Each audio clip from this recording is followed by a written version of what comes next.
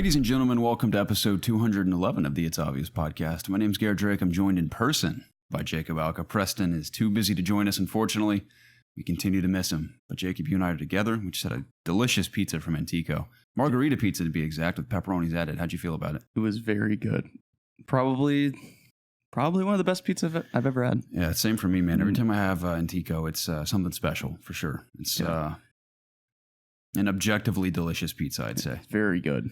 So, on a scale of 1 to 10, probably a 9 for me. At least, yeah. It's good. What was I going to say? Oh, the dough is just really great. All about I that made dough, that comment to you, but I really liked the dough. And I'm not like a huge crust guy, but I ate the crust. You're not a crusty man, is what you're saying? Not usually, no, unless it has like garlic on it or something. Okay. Or something that like makes it more than just crust. Spices it up a bit. A little pizzazz on that dough. Right. But I ate this crust. It was good. Yeah, it was very good.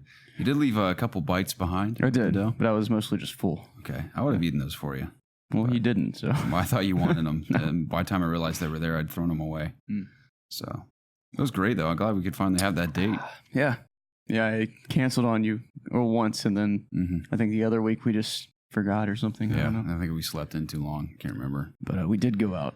Yeah. It wasn't on a Thursday, but we went out. Yeah, it was great, man. I'm so happy you're here with me today. There is no video this week, so I thought about it. I'm like, it's going to take a while to set up. Yeah, and our setup is so goofy looking. It is very goofy looking. It's not even remotely aesthetically pleasing at all. So until we can get some Unlike us, chairs, which are aesthetically pleasing. If you say so, Jacob. If we get some chairs, we'll be ready to roll the video again. But as of now, I'd say we just forego it. Yeah, I'm like sitting on a couple pillows in a recliner chair. Yeah, it's not ideal to say the least. I definitely have a better chair, but the way I'm having to sit just to reach this mic is just asinine. Besides in spite of our just horrific seating situation, Jacob, tell me how your week was. It was good. I did very little this week, honestly. In the grand scheme of things, I just haven't really done much this week. I haven't really been streaming either. I heard about that. It was you heard about it? Was it Whamblim or someone else who told me? Did someone ask you about it? It was. I think Whamblam told me on PS4 we were playing Xbox earlier this week. He told me that you hadn't streamed in like 3 weeks. Yeah, it's been a while. Why? I don't know. You just didn't feel like it? I haven't been feeling like... I just haven't been wanting to do it. And if I don't want to do it, why should I do it? You know? No, that's fine. I'm not, I don't want to put on a show. I'm not questioning, why aren't you doing what you're supposed to do? Yeah. I'm just curious. I don't know. Like, I'm just really into Fire Emblem right now. And that's okay. Why don't you stream that? It's kind of boring. Like, what if people fall in love with it? Maybe. Like, I definitely can't do it now because I'm in the middle of a playthrough. If I did it, I had to start over. I might do it my next playthrough because I'm going to play it again. But I like playing multiplayer games on stream just because I don't really have to focus on what's going on to an extent. Like I'm just playing the game instead of listening to the story while also trying to respond to people in chat. It can be a little much sometimes. But I don't know. I don't have an excuse. I just haven't been feeling it. I feel you. I've only gone through spouts like that. I've never been a consistent streamer per se. Yeah. I've been in a really weird mood just recently. I don't know what I want to do. Do I want to stream? Do I not want to stream? Do I want to put the effort in? Am I going to find any enjoyment out of this? It's what's been going through my head recently. And I'm not scared to share that. I'm just being honest here. That's great. Yeah.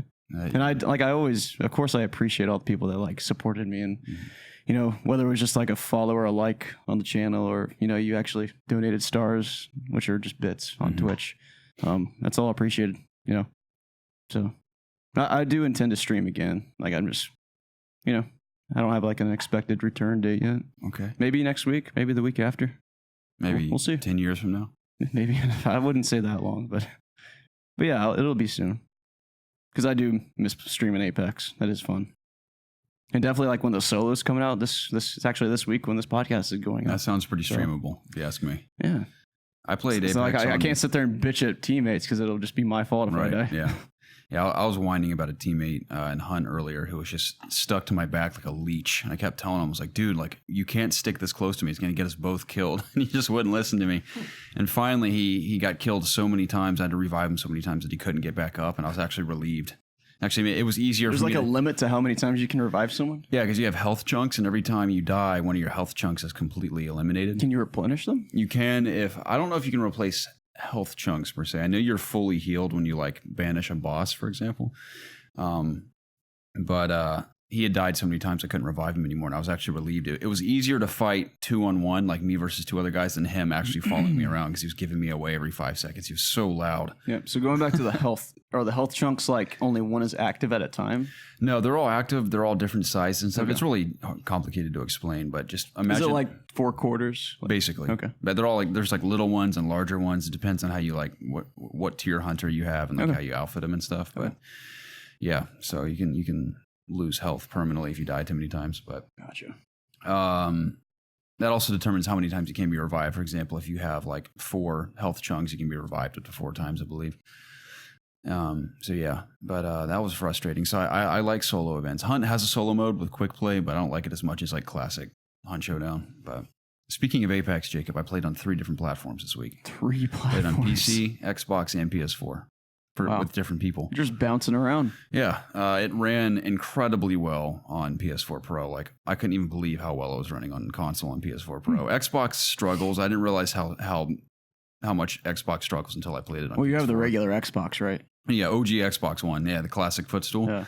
So when I first played it on an Xbox, I'm like, wow, this runs really well. It's pretty solid. I mean, it ranges probably between like 50 and 60 frames, but resolution's pretty low, which is no surprise in the old Xbox. But then jumping to Pro, it's like golden. It's basically PC just without the keyboard and mouse. Okay. So that's how well it runs.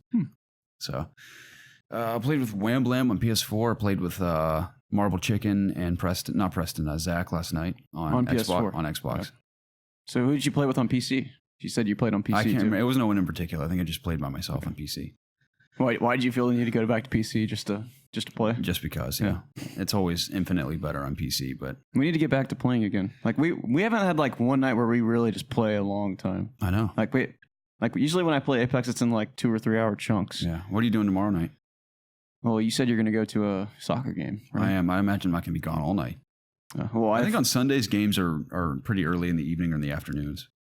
The thing about Sunday night is I have to retire early in the night, like 10. That's lame, man. Yeah. It's pretty lame. Well, when you got to get up at 4:30 in the morning, it's understandable, you know?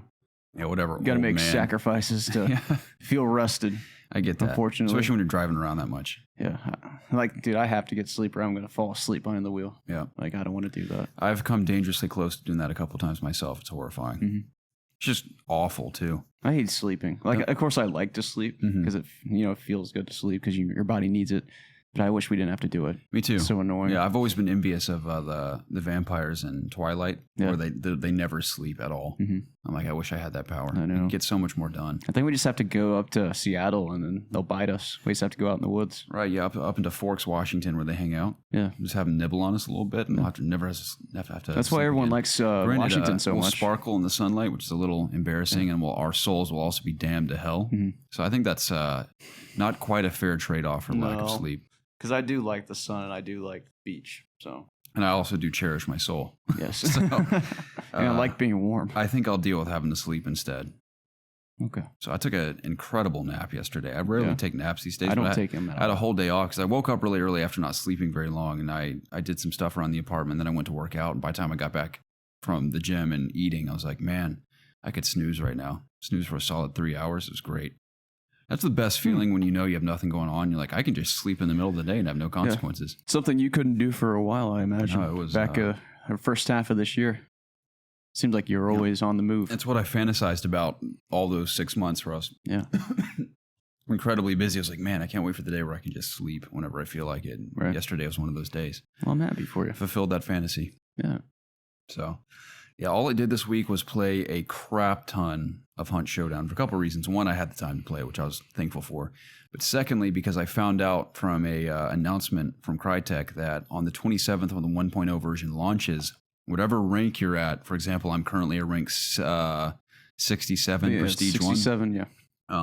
That rank is going to revert back to rank 1. So everyone, including everyone who's at early access, will go into 1.0 completely fresh at rank 1, which is fine. Now, the good thing is that anyone who's prestige gets to maintain their prestige rank. So I'll still be a prestige 1, rank 1 on day one. What does that mean, though? Like prestige? Yeah, like what's the point of prestige is almost like a pride thing. Like, this is how long I played and like I've started over. Oh yeah, and you get exclusive skins and stuff. That's what I was digging at. Yeah. Okay. So like, is there one for like each prestige? Yeah, there is. Sort of like the higher one's cool. Yeah, I think currently there's 50 prestige levels, which is insane. Yeah. So you can prestige up to 50 times, and I know I haven't looked at all the patch notes, but they've revealed some of it. They're exclusive skins and other little bits and pieces. Yeah, you have a very specific emblem and rank, and it's all like it's like Call of Duty. Yeah, it's displayed for everyone to see. Yeah, so I am currently grinding to get to Prestige 2 before the 27th, which I think I can do. It sucks. I'm going to be gone all week next week, so I'm missing an entire week where I could be grinding to Prestige because I really want that rank 2 Prestige going into 1.0. And I'm frustrated with myself. I think I was telling, I was playing with Philosopher last night from the community. We were talking, and I told him that I would have been Prestige 3 or 4 by now had I actually Prestige back in the day. Because when I first started playing the game, I hit max level. I was like, why would I be an idiot in Prestige when I have every weapon, every perk, every consumable, every tool? Yeah. Especially if you're not going to play the game like religiously. Right. Well, I was playing religiously, and I realized that you make significantly less money when you're top rank because you have everything unlocked. So, do you think they do that just to keep you prestiging? I think so. Yeah. Plus, honestly, I kind of it gets monotonous after a while when you have everything at your disposal. I kind of like the feeling of unlocking stuff, and I almost like in that game being hindered a bit to an extent because I think it makes it more exciting. So I prestiged finally a while back, and I'm hopefully going to reach Prestige 2 before 1.0. But the game itself, man, I had the time of my life playing this week. I probably played close to 30 matches of Hunt Showdown, and I lost 3 of them. Yeah. So it was golden. Well, unfortunately for me, my shooter action has been minimal.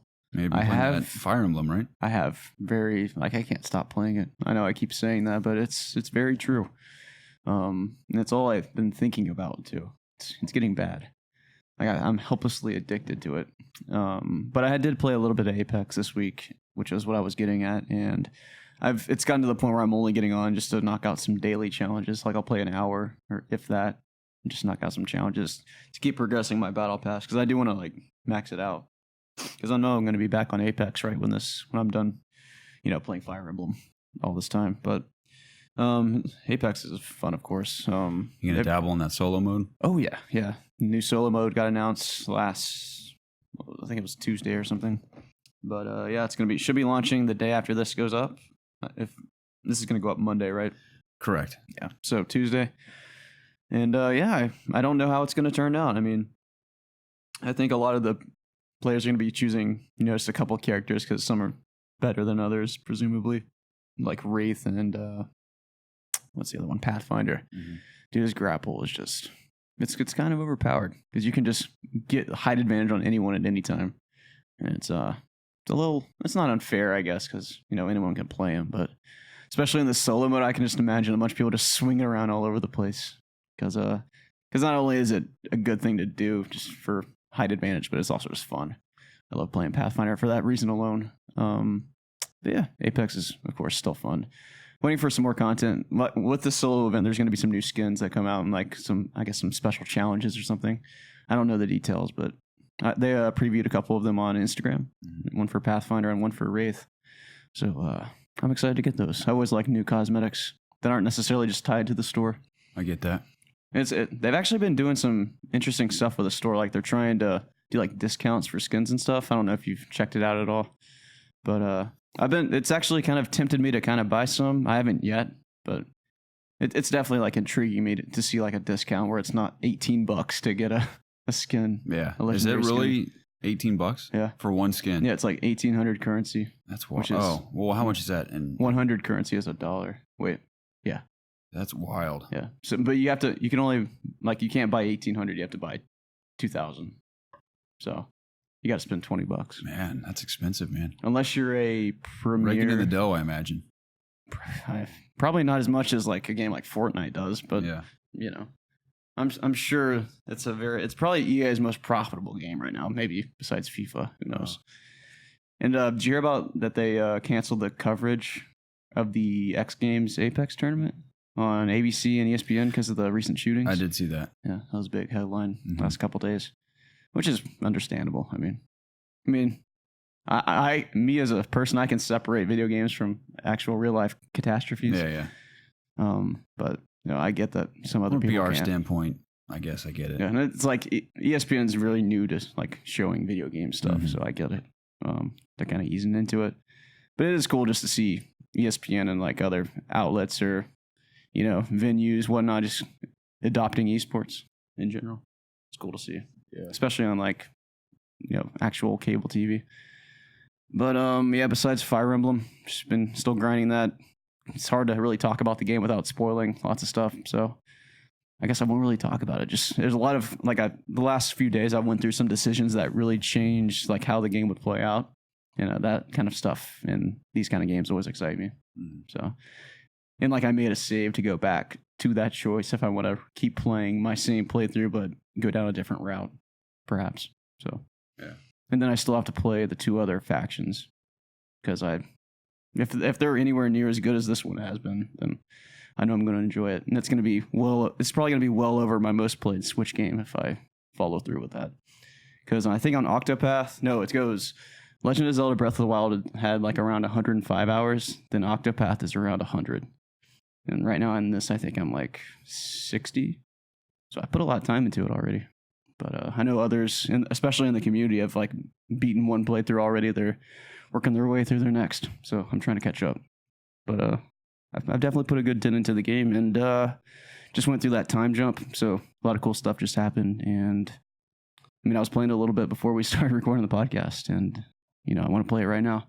But alas, I have to sit here and talk to you about the news and answer the questions that the good people have sent us. I apologize for taking up your time. I appreciate you being here. But I'm still happy to be here. Yeah, thank you.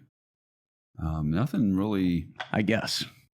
Nothing interesting happened in my life this week, unfortunately. Me either. I had a very just laid back week. Yeah, I think I'm going to Knoxville to do some video stuff on Monday and Tuesday. That's still up. And that's why you're going to be gone. That may be happening. Okay. But we'll see. That might be something kind of cool. Ooh. But aside from that, man, I'm just working. Waiting for school to start and playing some Hunt Showdown. Gotcha. Waiting for these fall games to come out at long last. Yeah. Are you going to pick up, you can't Astral Chain. No, I won't be picking up anything on Switch probably for the remainder of the year. That's very, that makes me hurt inside. Yeah. It's either I play all the big games coming out or I pick up a Switch. And or I move in with you and you get a $300 referral. Then you buy a Switch. Then I buy the Switch, yeah. I'd appreciate that. That's what'll make or break my Switch experience this fall. So I'm taking steps right now to might be in a position to do something later in the fall or winter. Okay. So well, I've heard that before. I know you have. I mean it this time though. All right, I'm glad because I'm waiting for you, believe it or not. Okay. You and I had a good run when we lived together before. We did. We were the cleanest of the 4 of us. You and I kept the place. We held it together. So imagine if we teamed up, it would just be clean all the time. A pristine living environment. Believe it or not, this is messier than it has been in a while for various reasons. Oh, I'm not judging. I'm typically plenty clean for me. Much cleaner than this. So, why keep it clean if this is your... I'd love to share a roof with you though, Jacob. It's fun to have a buddy to come home to at night and make love and watch sports and stuff like that. And it would be easier just to do Let's Plays or anything like this. I mean, you and I could crank out videos left and right if we lived together. Yeah. So, I mean, that was like, let's have some dinner, then crank out a video, Yeah, it's easy. Especially even easier than before when we lived like 10 minutes from each other. Yeah. So, something to consider, man, at the very least. 100%. Not to mention the wide city around us to explore and run around in. Don't need to drive, just go walk somewhere. Do you think about how many dates we could go on together like today? Wow. That's the dream, man. I'm going to keep dreaming too. I would have to be careful though, because I could spend a lot of money just eating out. I spend too much money eating out. Yeah, I can't do that. I need to force myself to go to the grocery store again. Then I have to find a new gym. That's a big, investment. There's a decent gym in the apartment complex. It's not what you're Garrett, used to. I need a real gym. You need a facility. Yes. I need somewhere that I can be around people that understand me. Right. There are also many gyms around here. I can imagine. There's a... I like LA Fitness. There's an LA Fitness on the... literally like right across the street from Smith's Old Bar. So I don't know how many places around the country have Lifetime Fitnesses. I know that it started in Minnesota and there's probably several in California too and like Texas and whatnot. But that's always been my favorite gym that I've ever went to, mostly because it's like a giant resort. Yeah, it's very nice. You took me in there as a guest one time. Yes. I was blown away. It's like you walk in, there's a spa, and then there's like a food court kind of thing. It's awesome. It's like an experience when you go there. Yeah, then they got like offices lining the hallway to like leading up to. You go upstairs, you go to the weight room, you go right. Well, the one that I was army at, of treadmills in that one section. Yeah, and downstairs there's racquetball sections and like basketball courts, and the locker rooms down there. It's got everything. It's a cool place. You just want to stay there. Yeah. And then the whole upstairs is elliptical machines and weight room stuff. Yeah. It's odd. I feel like in a facility like that, you're just inherently more encouraged to like give it your all for some reason. Yeah. Whereas like, I mean, I like I told That's you, why I I like worked being out. out in a public setting. Because if I was working out, like whenever I work out at home or like I just go on a run, I feel not that I'm not motivated, but just seeing other people around you like push harder, Yeah, kind of exactly. inspires you. It definitely. Because I told you I worked out 5 days this week, which is the most I've worked out consistently in a long time. Yeah, I was proud of you. Yeah, thank you. I told you that because I wanted you to tell me you're proud of me. It encourages me, especially coming from you, Jake. I mean, look at you. Thank you. But yeah, it was good.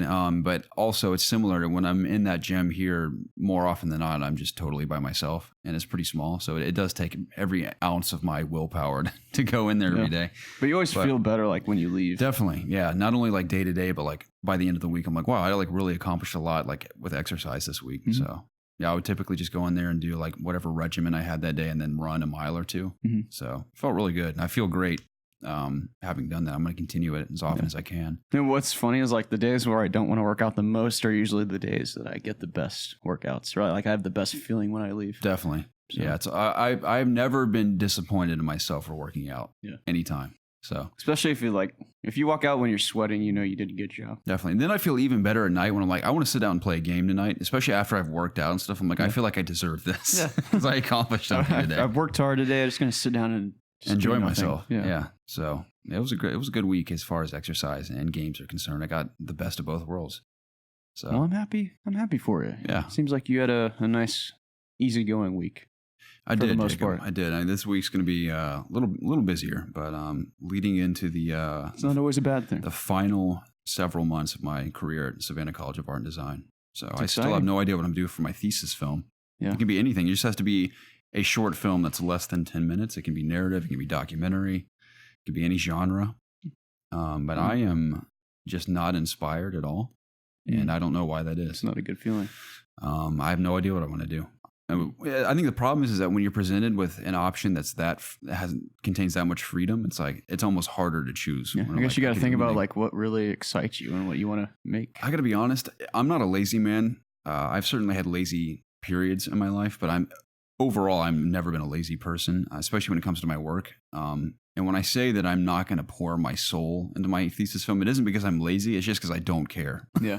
Because I don't want to work in the actual film industry. I have no desire to do that. Yeah. I realize that too. Yeah. So I have no really, at least currently, I have no passion behind my thesis film. I'm only doing it because I have to graduate and only because I have to do it. You don't have to, but you should. Well, yeah, I want to graduate. I spent all this time, all this money to get to this point. So I'm going to finish school, but I'm only doing my thesis film because I have to. Yeah. Now it's not going to be a piece of crap, but like as of right now, I'm only doing it because I have to, and I'm hoping that changes because I'd like to spend my last few months there, like enjoying it to its fullest extent. Mm-hmm. So brainstorming for now is what I'll say. Let me know if you need a stand-in or anything to.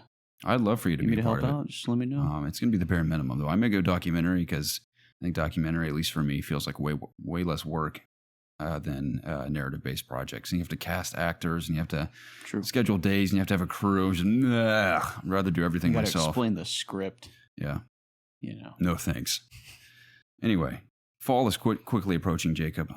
In addition to school. The leaves behind, I look out my bedroom window, I see the leaves. They're starting to change already. Very slowly. Yes. Yeah, we're getting there, Jacob. I am looking forward to the crisp fall air. Same. It's the best time of the year. Don't get me wrong. I love the warmth. I hate the heat. Like the blazing heat. This month that we're in right now is terrible. That's brutal. Yeah, it's extremely It's probably brutal. the worst month of the year. It's like 95 and extremely humid. So it's a swamp, basically.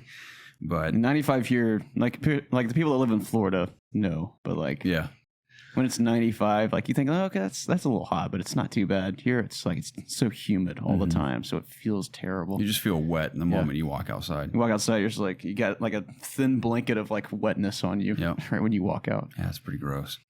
But like I said, fall's approaching, crisp fall air is coming, which is exciting. Football season, of course. Yeah, I think college football starts next week. That's for those that are into that. I know Preston will be. Oh yeah, he'll be all over that. Is incredibly thrilled. Yeah, I've been watching a little bit of Falcons preseason. I guess I could talk about. None of the stars are really playing, so I watch it for less than 5 minutes and I turn it off because who wants to see the backups play? I'm not that diehard.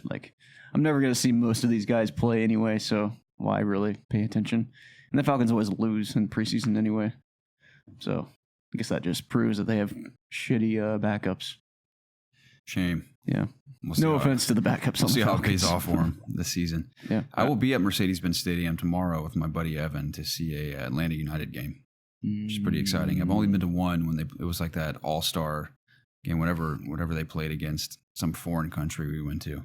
I was there with Zach, Elliot, and someone else who was there. That was fun. I feel like there's a funny story from that. I can't remember what it was though. I forgot. No. But I'll be back there. It'll be fun. Yeah. It's a cool place. I've been saying all this stuff about fall purely just to be able to say all the fall games are approaching. Speaking of one, Greedfall. This is the best transition ever. We kept going on tangents there. Greedfall. Did you see the gameplay trailer for it? You did. We just watched it. First of all, hey man, what's the news? Yeah, thanks, man. Second of all, I did see some gameplay. Okay, how'd you feel about it? I can read through it here in a second and give a little synopsis about what we're dealing with, but just first impressions when you saw the trailer. How'd you feel about it? I was intrigued. Very intrigued. Okay. What about it stands out to you? Going back to Fire Emblem, there's the whole like choosing how you want to experience the game through the different pathways you can take. This game kind of intrigues me in the same way because there's literally different factions that you play through to I guess complete the game. They all seem pretty unique. There's like one that's like natives. There was one that was a little more proper. I don't remember them all in particular, but they all look very different. Was there like 3 or 4 of them? I'm not exactly sure. But the gameplay looks fun. There's lots of different ways to play combat or like kind of craft your character as you want to make them, which is cool. So it not only is there different like place or like ways to play the game in terms of combat, but also through the different factions too. So that could, make a lot of people just play this game over and over and over again, which is cool. And at the very least, you're going to have like probably a different experience like for yourself than someone else would. So it'd be, a good game to talk about in that way too. But yeah, it was a good watch. It was like a 3-minute trailer, gameplay trailer. It definitely has caught my attention. I had known about its existence for a little while, but I hadn't really seen it in action before. I guess it's like the first big debut of its full-on gameplay trailer. Mm-hmm. No, I think I saw Preston say something about it in Discord. Preston's the one who brought it to my comment. attention because I hadn't seen the trailer yet, and he had sent it to me the day it came out. Mm-hmm. But for those that don't know, I'll read through what Greedfall actually is because the trailer, you can kind of get an idea of what it's all about, but this explains it a bit better. Okay, please. So, Greedfall shows off RPG features and massive gameplay overview trailer. Sorry, that's the description of the video. Here's the actual game description. Greedfall, the latest RPG from Spider Studio, takes you on a journey to a mysterious and uncharted island of Tyr Freddy. Forge your own destiny when the game releases on September 10th for PlayStation 4.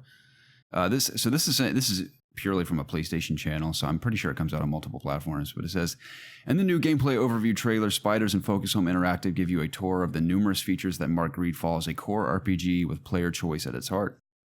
Creating your character and picking your starting skills, attributes, and talents is just the beginning when it comes to carving your own path on Tyr Freddy. Whether you choose to specialize to be a jack of all trades. I can't read, Jacob, to save my life. I'm sorry. Whether you choose to specialize or be a jack of all trades. In addition, the deep crafting system allows you to customize equipment, tailoring their look and stats to suit your playstyle. The more we do this podcast, Jacob, the more I realize I probably need to have my eyes checked. Would you like me to read? No, it's all right. It's just it's like I can't read small text anymore. It's like impossible. It's not good. Maybe you need some glasses. I hope not. When resorting to combat, you can approach it in your own way. Subdue foes with heavy weapons. Use your rapier to parry and I never know how to pronounce the word. Is it riposte? Yeah. I think that's it. Probably not. With flair, or control the battlefield using traps and magic. The optional tactical pause menu allows you to choose your next move strategically. Your party of 3 will follow you into battle, but keep in mind that they are people with their own hopes, goals, and motives. Say or do the wrong thing and their loyalty to you could waver or even turn entirely. Your decisions will shape the future of the new world and the old, so Greedfall provides you with the freedom to make them. Don the armor of an enemy faction to pose as one of their own, or use your diplomatic talents to influence the powerful elite. These are just some of the opportunities you'll be given in Greedfall. Releases on the 10th of September. I think this September? Yeah. Wow. I think from an aesthetic standpoint, it looks pretty cool. I like the world they've built and the monsters, and it kind of looks like I'll call it like era of like the 1700s maybe. like pirate hats and rapiers. Yeah, and, it almost seemed like pirates or that right. buccaneers or like sabers, dude, and rapier and like blunderbusses. What's the sword called? A rapier? Something like that. Like muskets and everything. Yeah. So the world looks cool. It looks like a pretty fun RPG, I guess. I'm not blown away by the trailer, but I do think it looks cool. I think it looks like a good time. It depends what's coming out. You said the 10th? Yeah. So the 13th, that Friday, is Borderlands 3. Yeah. So I'm definitely playing Borderlands. Yeah. So I don't know if I'll have time to play this, at least when it comes out. I'm not going to play this unless everyone on the face of the earth is freaking out about it. Unless this blows up like Fire Emblem, I don't know if I'll play it. Yeah, I probably won't. It'll be on my radar, though. Yeah. It looks cool, though. I got to give it to him. It looks like a solid RPG. I know the looks can be deceiving, but it does look cool. Yeah, it intrigued me. And the way they describe it sounds pretty fun, too. It has like a setting that looks like it's fun to explore and no experience. That's usually enough for me. And it has all those decisions on top of it, and like how you can play it in many different ways. Right. I think it's probably not a bad game to pick up. I'll wait for reviews and see what people are seeing, but it'll be on my backlog. I'm in the same boat right now. As far as games with at the very least RPG elements, I'm more looking forward to say Borderlands and especially Outer Worlds as far as an RPG. Still more interested in Outer Worlds than I would say I am Greedfall, but this game has definitely caught my attention. I'm going to keep an eye on it, and hopefully the reviews are pretty strong and word of mouth is even stronger. For sure. Because it looks pretty cool. But Borderlands, Jacob. Borderlands. I watched gameplay for the first time this week. You talking about like the character trailers they've been releasing? I've not seen any of the character trailers. That's what I know characters are like a huge part of the game, but for whatever reason, I have no desire to like watch any character trailers. I kind of just want to meet them in the game. Yeah, well, it's kind of cool just seeing their abilities because you can kind of go into the game knowing which one you want to play first. Right. I watched like the first 15 minutes from IGN. I didn't watch all of it. The first 15 minutes of the game? Yeah, I watched like the first maybe 7 minutes of it, but that alone has me sold, man. I'm so excited to play the full game. I don't know why, but I'm not like really excited to play it. Like I'm like gonna play it, but I'm like not sure what to expect yet because I've never played Borderlands. Like, is this gonna be a hardcore grindy game? Like, or am I just playing through it to experience the story? Like, I don't know what kind of experience I'm really getting out of this. Because it's not going to be like Destiny, right? I mean, I've played all of Borderlands 1 and 2, but I never like played the crap out of them. I was one of those people who played it until I beat it, and I was like, all right, that was cool. Yeah. So I don't really know. Is it sort of just like chapter based? Like, no, it's an open world and everything. Okay. I'm pretty sure there's side missions and a main quest line. Do you have like a main hub or something? Yeah, there's like different towns you can go to and everything. Okay. As far as I remember, I'm not an expert on Borderlands by any means, but I'm excited to play it. I think it looks great. Yeah, I've always liked the style of Borderlands and the art. So it's about time that I at least try 3, see how it is. Absolutely. I'm going to be playing the crap out of it, man. Yeah. Let's play together. You getting on PC? Of course. The Epic Games Store? Is that what it's on?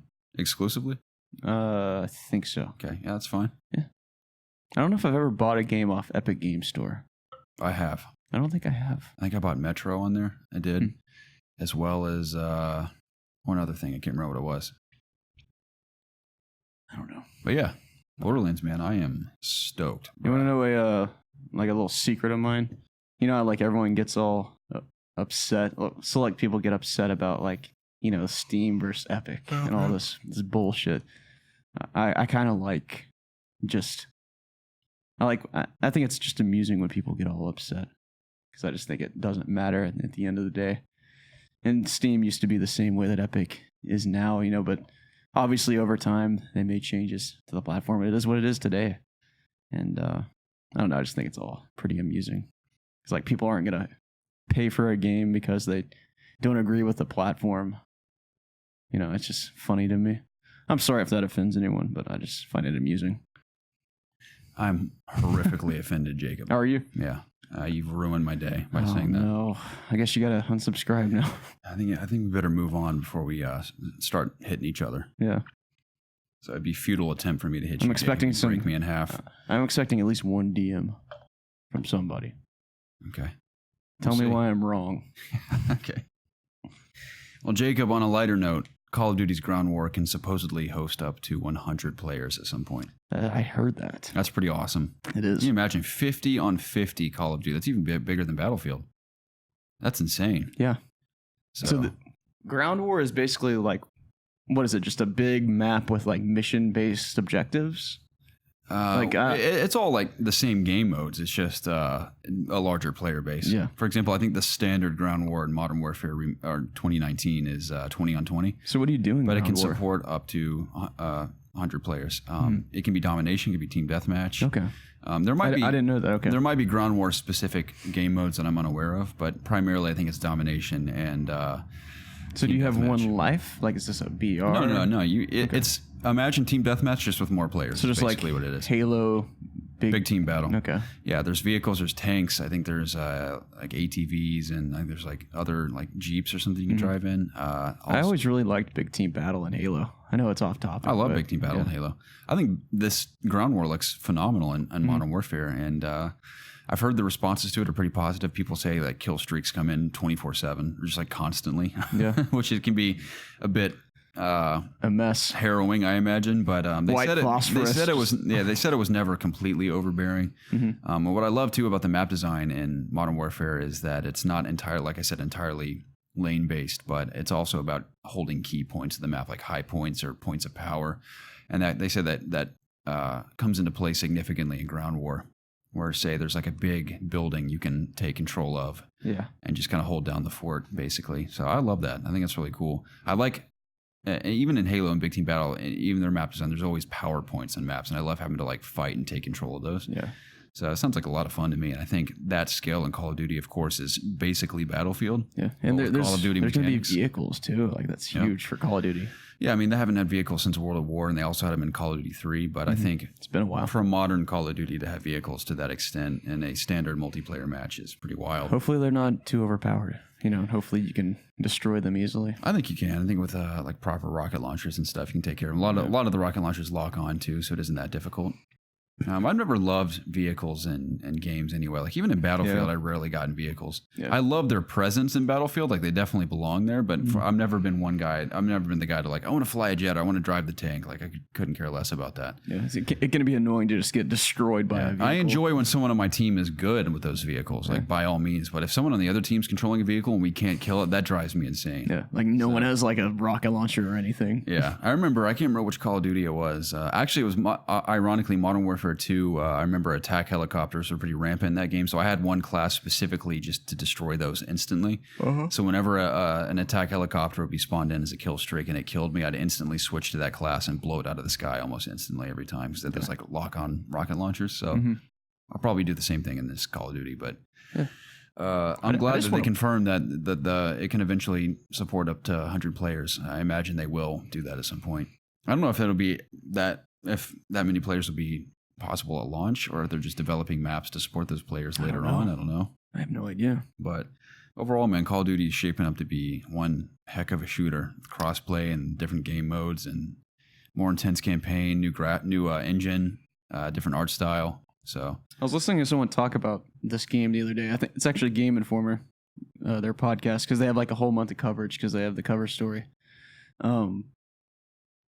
And they were talking about how like this game's probably going to like upset a lot of people just because of how graphic it's going to be in the story that they're telling. It's going to be probably as real as something we've gotten from an actual, like what a war would actually be like, which comes with all the gruesome and, all the sights you don't really think about just playing a Call of Duty game typically because you just feel like a super soldier all the time. But, multiplayer will probably still feel like that. But this campaign is going to be very much a very heartfelt and very real story, and it might not sit well with some people, which I'm excited for. It's something that I want to experience personally. I want to know what it's like to some extent, like as best as you could actually show without actually doing it yourself. So I'm excited to see what that's like.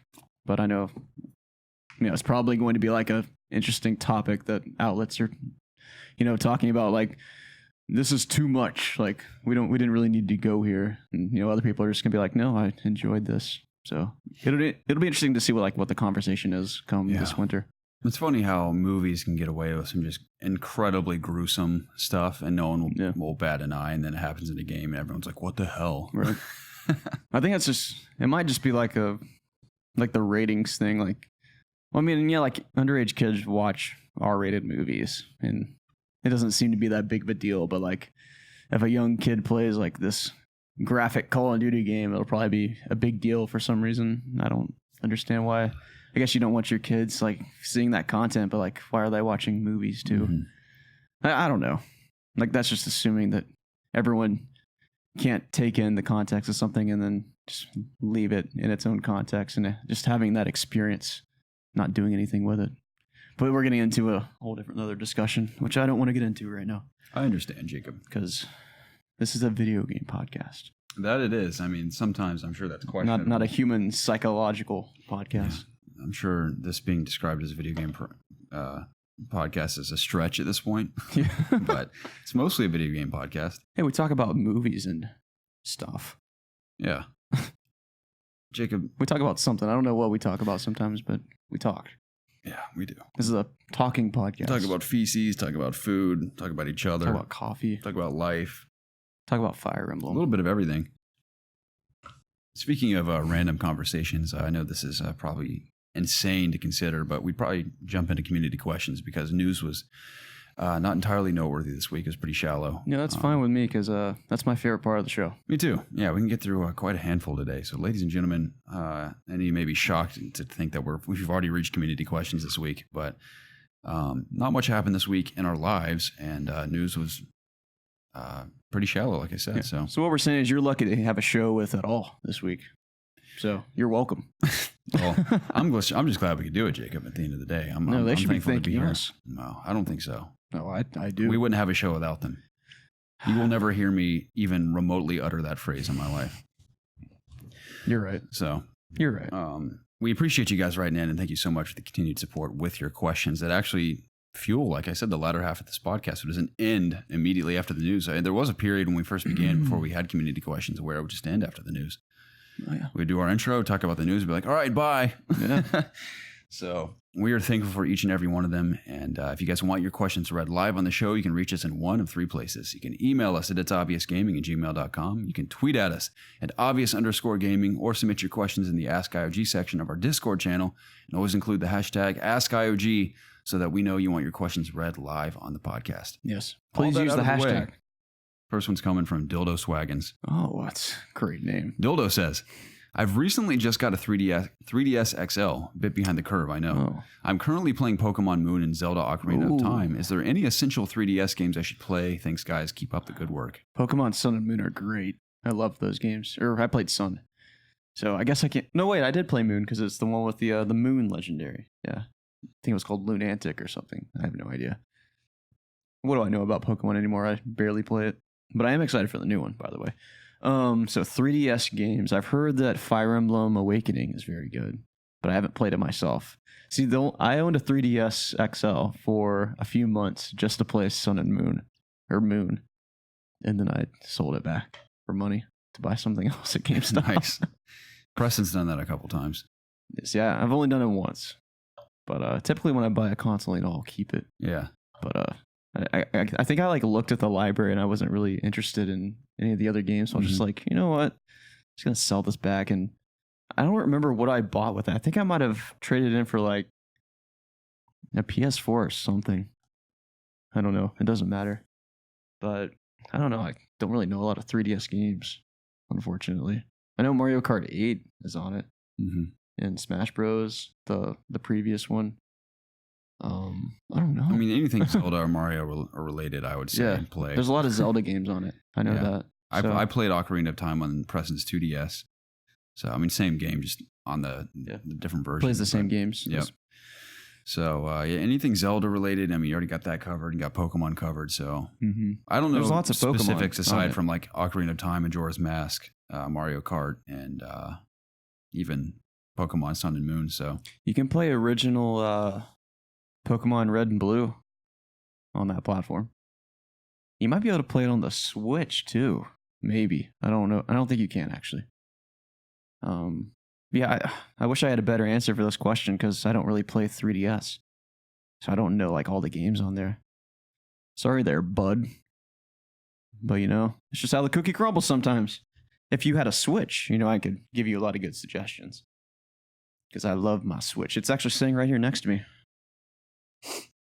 Here, I'm actually going to read my top played games by hours on my Switch because I was looking at this the other day, and and it was intriguing to me. I know no one really cares at the end of the day, but I kind of do, and I just want to talk about it. So, by total playtime, Garrett, my top 5 games on my Switch. You ready for this? Yes. You ready? This is totally off topic, by the way. So it's Legend of Zelda Breath of the Wild. Then we got Octopath Traveler, which I don't know if I'm going to finish, by the way, because I got to a point where I think I talked about it like a couple weeks ago, but I was stuck on this boss. And I don't know if I want to necessarily get back into it because it's a big investment. You got to like relearn all the systems because I forgot them at this point because it's been like 3 weeks since I've played it. So I don't know if I'll go back, but we'll see. Then Xenoblade Chronicles 2.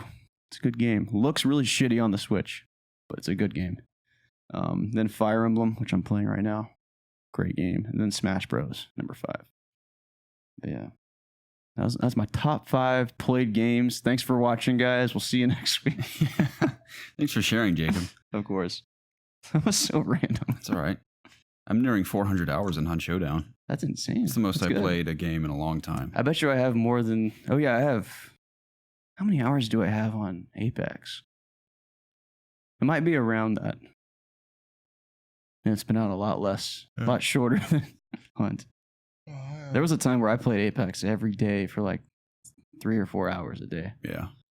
I have significantly more hours on Xbox than on PC with Apex. That's sad. Yeah. I'm disappointed. So. But I get it. You know why. I just wish I could play with you more. Yeah. Lil Shone writes in and says, if you could be reborn Lil as the... Shane. Lil Shane? Yeah, that's how it's pronounced. Is it? Yeah. That doesn't look like Shane to me. I know. That's what I say. Yeah. That's what he told me, though. Sorry, man. He tunes into my... Or he was tuning into my stream sometimes. And Lil Shane, huh? Even like when I stream on the It's Obvious Twitch The channel. English language is bizarre. Yeah. He says, if you could be reborn as the 5-year-old versions of yourself, but you keep your brain as it currently is, how would your life be different, and what shenanigans would you get up to as a 5-year-old with the mind of a man? Love you guys as always. That's a good question. How would your life be different?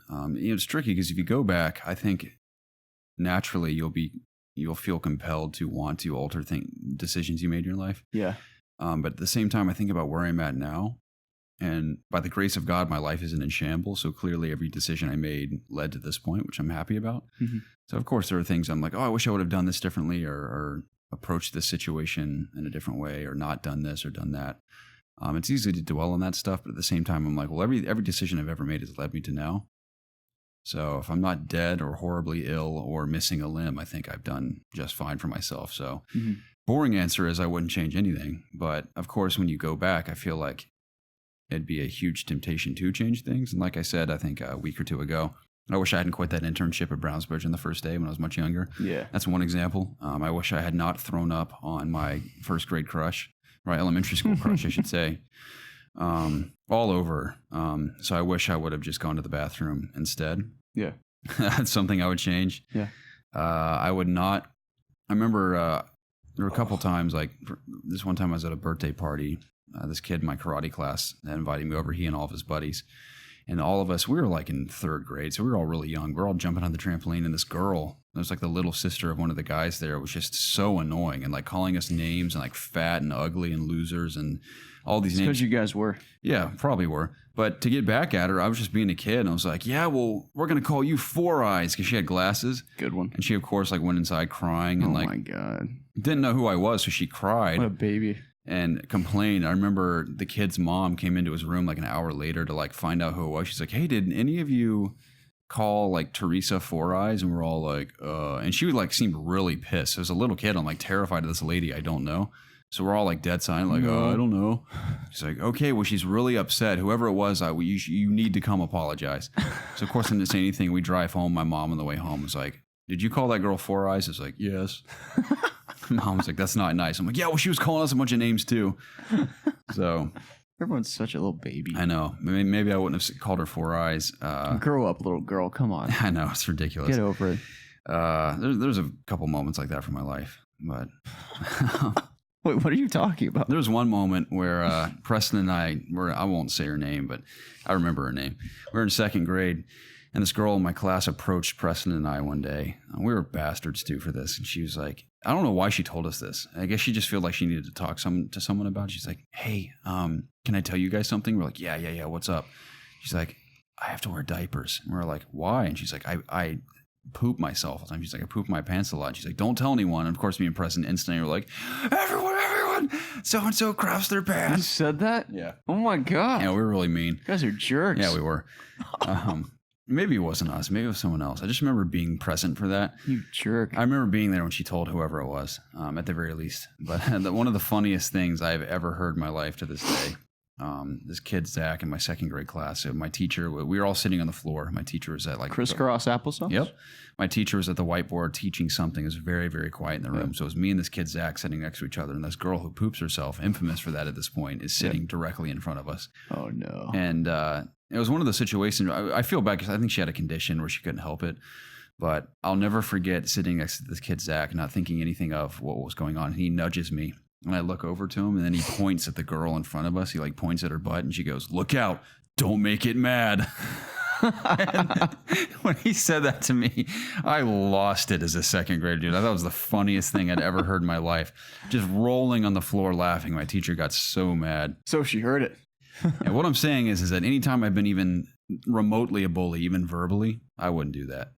I've never been like a flat out bully before, but as a kid, I guess I was mean to a couple kids. Just Whenever you did bully, it had to do with poop. Yeah, the thing is I learned from the situations. Like when I called that girl Four Eyes just because she called me a bunch of names, like I learned, I'm like, well, that's not nice. Even if someone's mean to you, you probably shouldn't be mean to She them. deserved it though, you know? Yeah, I learned that. And then I also learned to, if someone tells you some sensitive information that's embarrassing, don't go spouting it to other people. Yeah.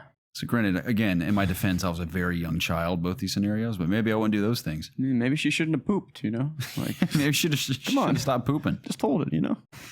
Yeah. Maybe I would not have... well, that was pretty fun, though. I don't regret it when we rolled that kid's house and he got grounded because of it. Was I there for that one? No, it was me, Bynum, and the other Zachs, and the other two Zachs basically vandalized their property. Where Bynum and I just threw some toilet paper and some trees. That's very kind of you. And we apologized for them. And it was so bad that the kid got grounded because his parents knew that he had rolled my house. And it was like a terrible job. Like it gave us an excuse to basically destroy his house. And I remember him messaging me. Yeah, being so pissed that because we rolled his house so well, his parents grounded him. That's great. It's the ultimate revenge. Yeah, that's the best revenge. Yeah, it was incredible. And was that your like objective, or did you just want to get back at and roll his house? Like, did you think you would get in big trouble? Oh no, I mean Zach and I were not aware that the other Zachs were going to pour syrup. And Brian, mind you, this is a snow day. It was a snow night, so there's ice everywhere. So one of the Zachs poured an entire bottle of syrup all over the front porch, which basically crystallized, and I'm pretty sure almost permanently stained their front porch. And the other Zach, since it was a freezing cold night, stuck an entire loaf of bread all over their truck, like all the slices over the truck. And when you peeled them off, they were frozen, so it like was messing up the windshield, and you had to scrape off the frozen crust. Whereas Zach and I, all we did was throw like 40 rolls of toilet paper in the tree. The tree, had it not snowed, it basically looked like it had snowed after we were done with it. So it was incredible. But I told them when we were rolling it, I was like, guys, it's snowing. Cover your footprints, like drag your feet, because I guarantee you this is going to be such a hack job. Like it's going to be so good that people are going to want to know who it was. Yeah. And I kid you not, 24 hours later on the neighborhood website, they had pictures of Zach Bynum's footprint. It was a Jordan shoe. And the kid knew. He messaged me on Facebook. Oh, no. He knew it was us because he knew Zach wore Jordans and we were all on the same basketball team. Yeah. And he's like, did you roll my house? Oh, I was like, no, what are you talking about? He's like, there's a footprint of a Jordan. He's like, I know that's Zach's shoe. I was like, no, dude, I don't know what you're talking about. So we let it go on for a while, and I finally admitted to it. And then I found his parents were like furious, wanted to get the cops involved because the house was vandalized. Yeah. And we couldn't drag the other Zachs to go apologize with us. So Zach and I basically apologized for the damage they did. And it's the best part because I remember you saying that. Like, why would you go do that alone? What, to apologize? Yeah. Because my dad told me, he's like, you guys need to apologize for that. Okay. Yeah. So we go apologize, and the lady was really nice about it after we explained everything. And when we were going, it was like a movie moment. We're like walking off the porch. She goes, oh, by the way. And we're like, yes, ma'am. When we turn around, she's like, why did you do it? She's like, what compelled you to roll our house like this? I was like, you don't know? And she's like, no. She's like, oh, I was like, and I said it like endearingly, like we were all laughing about it at this point. I'm like, Sam, like her son was like, Sam rolled our house. We were just getting back at him, like just a little friendly competition. She was like, okay. And like 20 minutes later, he messaged me on Facebook, and he's like, what'd you tell my mom I rolled your house? I was like, well, she asked why we rolled yours. He's like, I'm grounded now because of you. I'll never forget that. It's the ultimate revenge. So I like that story. another thing I would definitely change is I'm surprised. I guarantee you, on two different occasions, I would probably be at Harvard as like a scholar had I not been hit in the head as hard as I did twice in my life. Okay. Three times. That's probably third time's the strike. Why I'm probably not quite as intelligent as I could be. First time I fell off a machine at Chuck E. Cheese and busted my face open. All I remember is being on a machine and then waking up on the ground, some guy putting ice on my head, and I still have a scar on my eyebrow. I have to like move some part of it so you can see it, but a gash on my eyebrow just bled profusely from my face. That was the second time I was dropped as a baby as well. Okay. I don't think I was dropped on my head, but I was dropped nonetheless. That's not good for a baby. No. I was dropped as a baby. And also, the dumbest thing I've ever done. I don't know why I let my friend talk me into this. We attached a skateboard to like bungee cables. He's like, hey man, I just want to see what happens. I was like, what do you mean? He's like, just hold these ends of the bungee cable. I'm going to pull the skateboard back as far as I can. I think he did this on purpose, that son of a bitch. So I'm holding the bungee cords, and he pulls his skateboard back in his driveway. And it's like at least right at you. Yeah, at least 15 feet. And I think he purposely let go of it just out of morbid curiosity. That thing hit me so fast and so hard in the face, Jacob. I don't even know what had happened. I didn't even register what had happened till like 10 seconds later. What'd you do it? Dude, I was so fucked up after that I went inside, and his mom could tell. Like I was bleeding and bruised and like on the verge of tears. Yeah. And of course, I lived like pretty far down the street in my neighborhood, so I had to like call my mom to come get me. Yeah. So when I told his mom, I was like, "Can you call my mom? I need to go home." She's like, "Are you okay?" I was like, "Yeah, I just need to go home." She's like, "What happened? Are you okay?" I'm like, "I'm fine. I just need to go home." She's like, "Okay." And she called my mom. My mom came and got me. And of course, I'm like crying up a storm. My mom picks me up. But yeah, I got effed up in the face from Sounds that skateboard. very painful. It was incredible. To this day, Was it like the truck thing? when I really think about it, I'm like, that still kind of haunts me a bit. Like it was hardcore. Imagine being a professional skateboarder, like how just fucked up your body gets. Oh, I know. All the falls you take. Yeah, bungee cord, however fast it went, launching at your face. And I took like the trucks and wheels to my face. It wasn't just like the grip tape. It was like the trucks and wheels of it. Oh, God. I think it's like skateboarding, snowboarding, and like motocross are like the most dangerous sports in the world. It was violent, man. I would not go through with that plan. It's another thing I would do. I was never very good at skateboarding. Like I got to the point where I could like grind and I could do like manuals and an ollie, but never much more than that. Yeah. Grinding's fun though. Did you ever have like a grind reel? A metal grind reel. That was so fun. Yeah, my buddies in Florida when I lived there had one. Like that was like the best feeling learning how to do that. Yeah. It just felt good. Yeah, it was a good feeling. I was never very good at it. I used to be able to kickflip and stuff back in the day, but I'm a little too afraid to do it now. Too much to lose. Don't want to take a board to the face. Yeah, what's one other thing? What are we talking about anymore? We're talking about things we would change if we were 5-year-old. Oh, I haven't even gone into that. Let me go into that. Yeah, let's hear it. Things I would change. Instead of like, I think I would have played, it's hard to say this, but maybe play a little less WoW. And I would have like focused more on competitive like shooting games. Because like a part of me always wishes I would have like, I'm not saying like I would have been good enough to play like esports or anything like that, but it's like a part of me has always wanted to experience what competing like that would be like. But I'm terrible, so it's never going to happen, especially at my age, because usually around my age is when people stop playing competitive esports. Because not only is like your body just doesn't react as quick as you are when you're a teenager, which is like these 16-year-olds are winning Fortnite, World Cups and winning $3 million, and not like someone that's 25. But yeah, like a part of me has always wanted to do that. Then also, part of me wishes I would have played football like in high school, but I don't necessarily like really want to do that anymore, just because of like all the what it can do to your body and the brain, like all the concussion stuff that's kind of surfaced in the last few years, kind of, dissuaded me to wish I would have played football. There was another one. It was college. I either would have not gone to college or I would have done something else in college, because I feel like I wasted my time, which I did. How so? I just don't like what I graduated in. Okay. I thought I did, but I don't. Mm-hmm. So, can't go back now. Can only go forward. That's true. But I probably would have done like either something in marketing or business if I went back. Yeah. Or I would have done like exercise science and became what's it called? What's it called? Not a physical therapist. I would have gone down that route because I like took I think I got like 2 main courses into the degree, and then I like didn't get a high enough score to take the next class, so I just kind of like gave up on it instead of retrying to take the class and pursuing that career, which is what I was doing when we lived in the apartment. By the way, that's what I was studying back then. But then I changed to film and video. I remember watching you do some homework. Yeah, and like that stuff I actually like was somewhat interested in. That's why I'm like a part of me's thinking about becoming a personal trainer. Yeah, because I do just like learning about the body and like how to work out and stuff. It's intriguing to me. And then not only am I just like taking that information not only just helps me, but you know I could turn it into a career if I wanted to.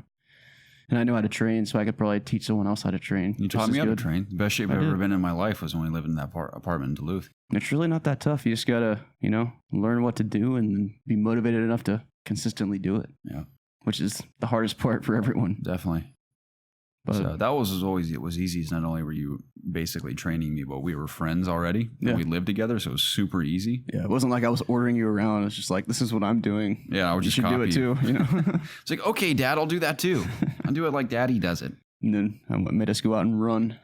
Yeah, good times. I enjoyed running around that complex. Me too. There's like some it was a lot bigger than I thought uphill parts, some downhill parts, some flat parts. It was great. So I think the longest we ever ran together was just over 5 miles. That's a lot. Yeah, it was a lot. Yeah. That was the furthest I've ever run in one period before. So that was fun. It was.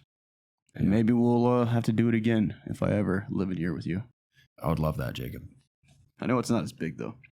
Could still do it. I could just run on the streets of Atlanta. We could. We'd have a grand old time. I would gladly do that with you, Jacob. Okay. Scarlet Speedster writes in, Sam Harris. Says, salutations, overlords.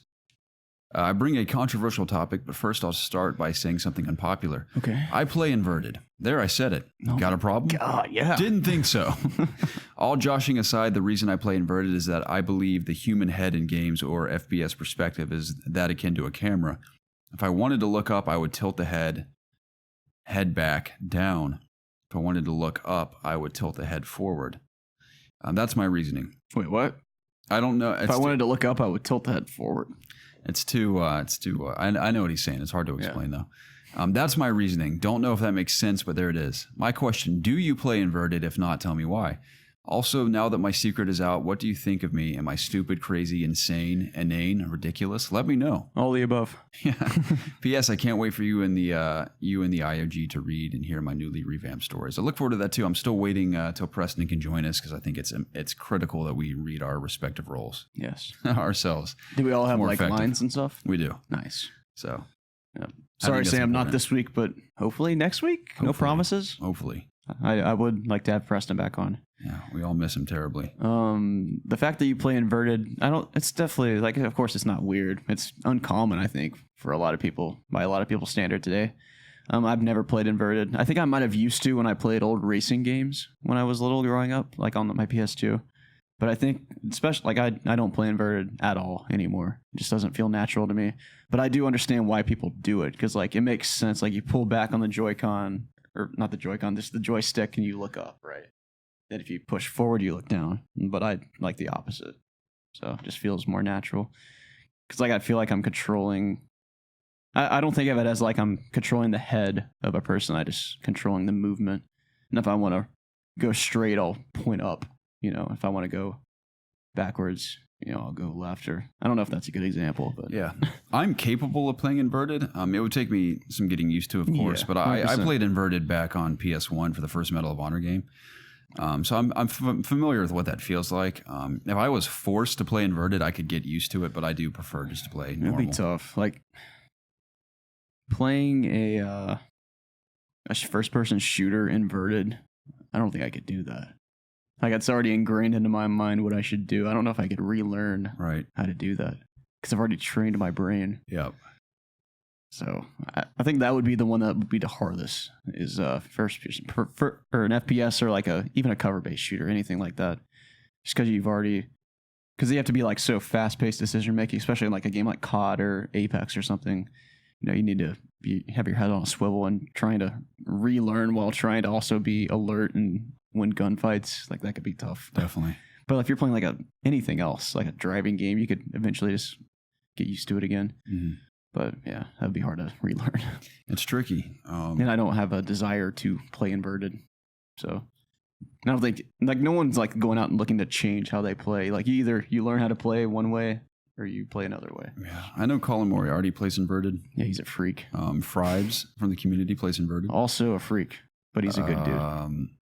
Ranch Du Bois also plays inverted. What is wrong with you guys? There's so many of you. It's like a race. Respect though. The race of the inverted. I didn't realize there were the cult of the inverted. Yeah. If anyone else plays inverted, let us know. This is random, but I haven't finished it yet, but I've watched most of The Dirt on Netflix. It's The Dirt. It's the Motley Crue biopic. Okay. It sucks. It's called Dirt, so. It's just not a good movie.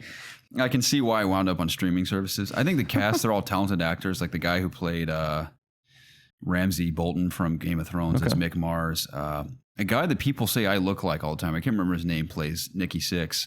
The guy who plays Vince Neil's awesome, but I think that the standout performance from the band is the guy who plays Tommy Lee. I can't remember his name, but he's really good. Okay. It's odd. It's like I've never been like a gigantic Motley Crue fan, but I can name all the members even without seeing the movie, which is weird. Yeah. I think it's just because they're all such renowned rock stars. Yeah. They're all totally washed up now. I think Nikki Sixx turned out probably. I think Tommy Lee's doing well too, but Vince Neil, man, he looks like he's like fat and has a goatee and stuff now. I feel bad for the guy, but he was like, they were like absolute superstars back in the day. And I, even long before this movie came out, I had like a very brief fascination with Motley Crue back when we were like in high school. Yeah. Just I've always like admired like the 80s era of rock stars, and the 70s too, of course, but especially in the 80s, like all these big hair metal bands and stuff were like a really big deal. And it was just cool to see old live videos of them and stuff. But I think the portrayal of the characters was kind of cool. I just think like the narrative and the focus of the movie was just kind of all over the place, and the performances were a little awkward and the direction wasn't very good. As far as like, I guess putting the band on screen and like having their live performances in the movie and everything is kind of cool. And like the key moments from their careers and like personal lives are in there. Is it kind of like Bohemian Rhapsody? Yes, but not nearly as good. Like very, very, very far from that quality of a biopic. I haven't seen Rocket Man either, but I hear Rocket Man's really good. That one's good. I do want to see that because I love Taron Egerton. I think I can't ever say his last name correctly. I'm terrible with. Is that his name, or I think it's someone else? I don't know. Let me look. I just want to make Every sure. time you ever ask me who someone is, I never know. He's the guy from Kingsman. Rocket Man. Oh yeah, that guy. Is it the main guy? Yeah, Taron Egerton. Okay. Yep. Also like Richard Madden too. So wasn't there like a third Kingsman? There's a third Kingsman that has a trailer out. It's okay, so it's not out yet. Okay. It's called The Kingsman. I never even saw that's a good title. Yeah. I never even saw the second one. Second one's pretty good. I always enjoyed that series. Yeah, first one I like a lot more, but the second one is still pretty good. That was a cool new spin on like a spy movie. Uh-huh. So I think it's based off comics, comic line. Cool. Yeah. Rush writes in and says, "Hello, gentlemen." Well, a little tease there. Yeah. I like that. As a human being, we all wonder what we would be doing outside of our current careers. I, for one, would rewind time and become a chef. And this question pick, which of you three would be the most suited for each of the following careers? Okay. You can decide together and make your individual lists. So our options are car salesman, librarian, and exterminator. I already know who would do each. So I saw this question. So cars salesman, librarian, exterminator. Preston would be the exterminator because he already does quite a bit of labor already. And I think he'd be really good at it. Hold on. Yeah, either him or me, I think. You would be the librarian. You think? Yeah, I agree. Because you're. I'm also a quiet man a lot of the time. You're definitely a quiet man. I'm very collected. You're a reserved man too, and I can see you working. And I'm very good at like working by myself. Exactly. I can see you being a library, organizing books, and just very occasionally helping someone look something up. Yeah. You're totally a librarian. I agree. I'm a salesman, even though I do not like selling things. I believe I'm capable of selling things. See, I don't even think of you as a salesman, but between us three, I think you would be the best car salesman. I think if I had a gun to my head, someone's like, "You have to sell this right now." I think I could. Yeah. I mean, all of us would have to. We'd have to try. I don't have the salesman like gene. I would say like the pizzazz of a salesman. I think of like our friend Zach Bynum as a salesman. Zach would be an incredible salesman. Yeah. Or like Evan. He's a good salesman. Yeah. Mm-hmm. So, yeah, I know how to hype things up. That's for sure. Oh. I can hype up a product. I don't know if I can sell it to you, but I can get you excited about it. Well, that's part of the selling. Especially when it comes to food, man. Yeah. I'll get you going. If it's something like that I'm interested in, I could talk about it for a second. But Totally. selling a car, I don't know anything. I about wonder if I've cars. inspired anyone to play Hunt Showdown from the community. Like if anyone started playing because of what I said, or think they have. or unless, because I can see if most people just already had interest to begin with. I think if, it most certainly you've inspired people to play Hunt. But if 100%. I myself have inspired anyone, I'd love to know. Bro, if I've inspired people to play Apex, then you've inspired people to play Hunt. 100%. I would hope so. Because I'm not very convincing, you know.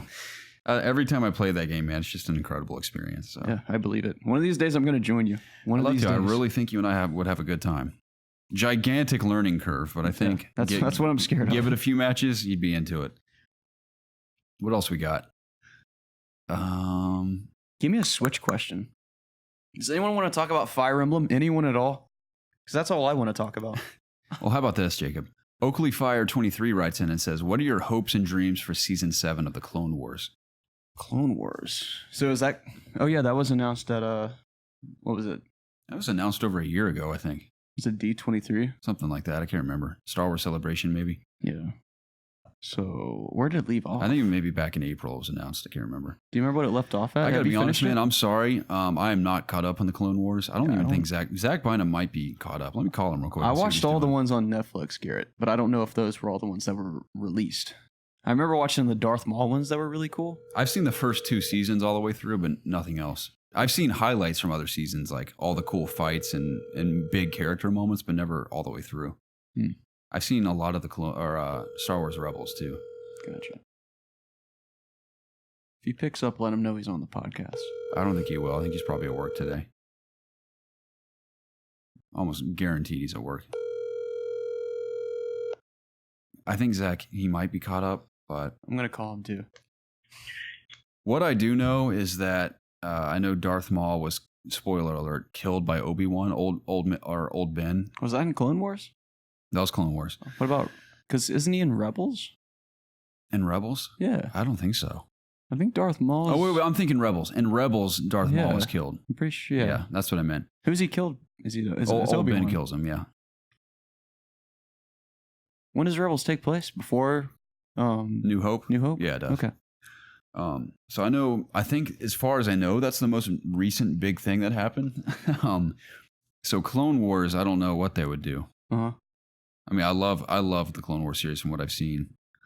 But that's something I owe it to myself to watch the rest of. It's good. I mean, it's all on Netflix, at least from what I remember. It might not be on there anymore. Because I do love the fact that exists. And that's like my favorite time period that for a long time was so unexplored was the Obi-Wan and Anakin adventures together. Yeah.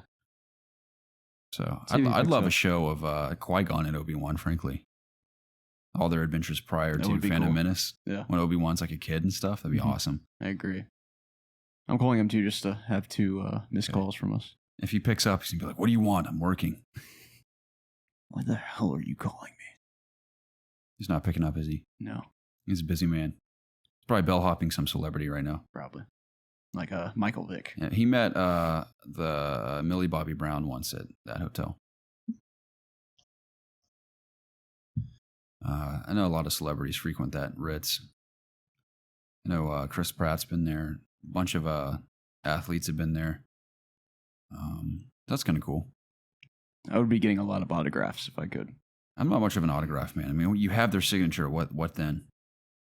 You have it. There are many celebrities I've met frame it. that I have not asked for their autograph or asked for a picture. I just think I like having the story. Like when I met the guy from Kingsman on the random train at the airport at the London airport, I just passed by and was like, "Hey, I love your movies." He's like, "Thanks, mate." I think what I would want most is like an autograph. Or sorry, not an autograph, a picture with them. Yeah. Like I would be just, "Hey, can we take a picture?" I'm trying to think of other celebrities I've met in the day. I've definitely met quite a few. I think Mark Ruffalo is probably the most significant I've met recently. It's cool to say I've met an Avenger.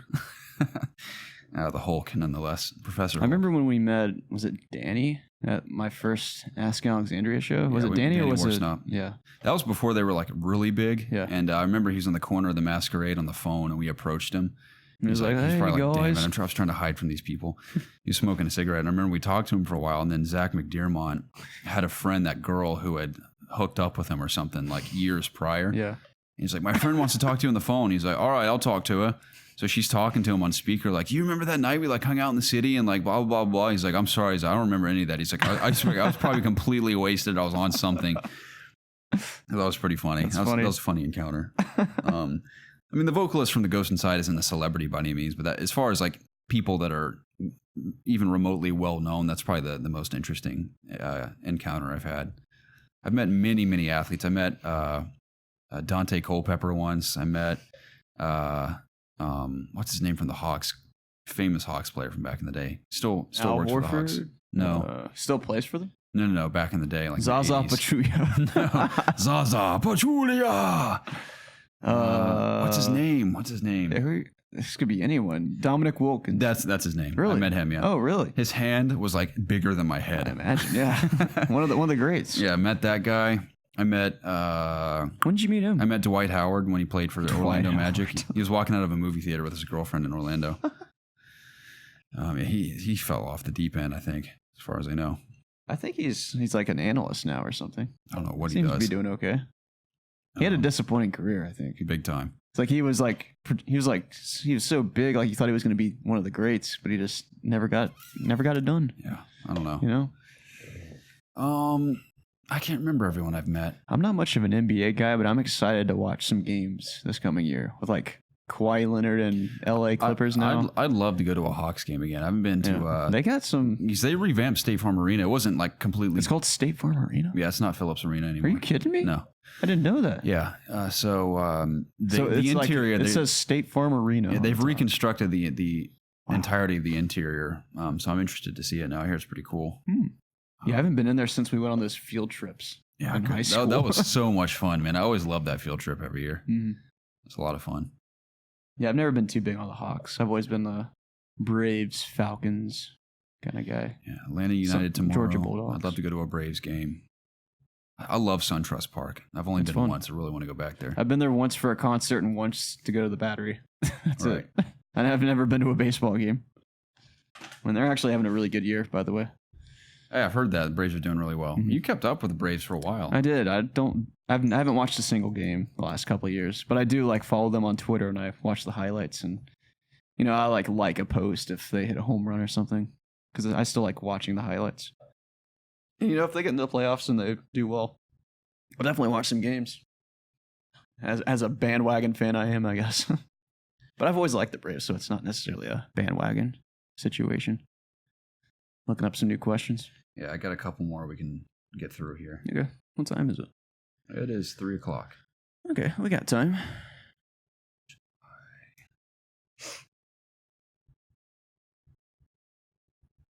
Where did I stick it? Dude, I better not. Antico was so good. That pizza was delicious. I know, I loved it.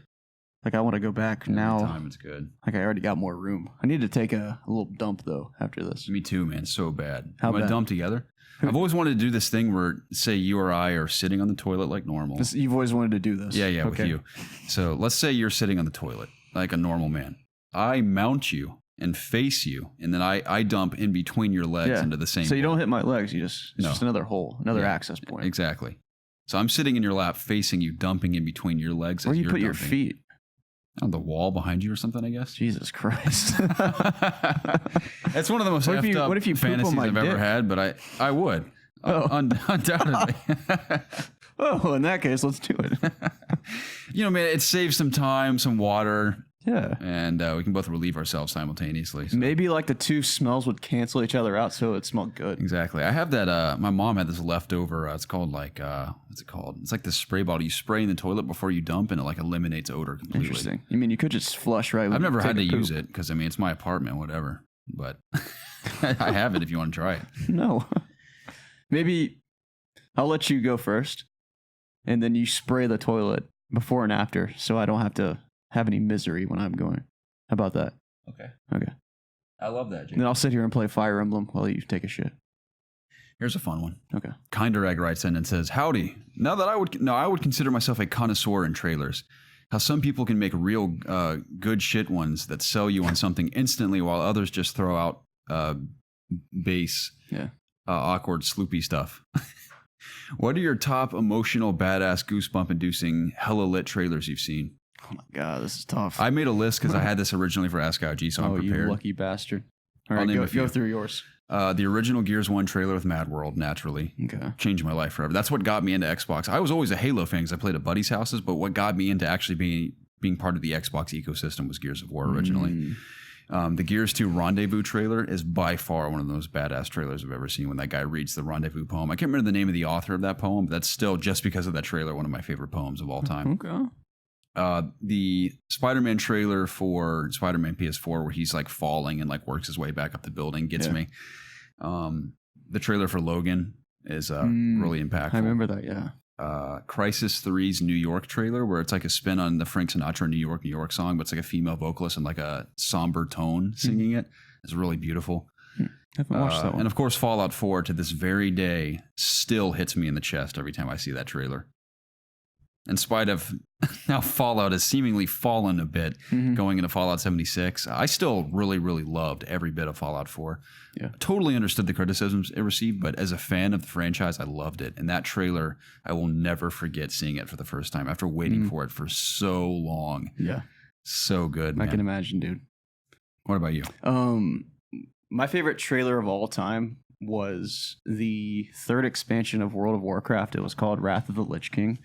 And the opening cinematic for that expansion, just like not only was the music so beautiful, it was like one of those like, you know, like that almost angelic, like feminine, like voice that you would hear like in a not a cemetery, but like a church or like it's like a choir, like that kind of like that kind of song.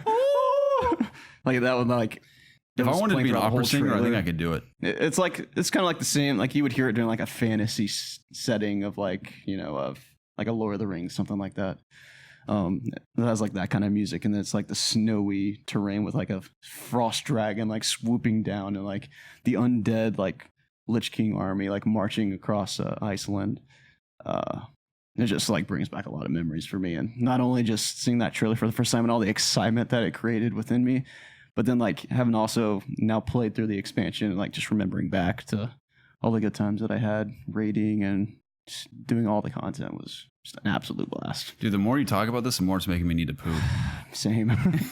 It's getting me excited. And also the more I want to play WoW. WoW Classic's coming out in a couple weeks, I think.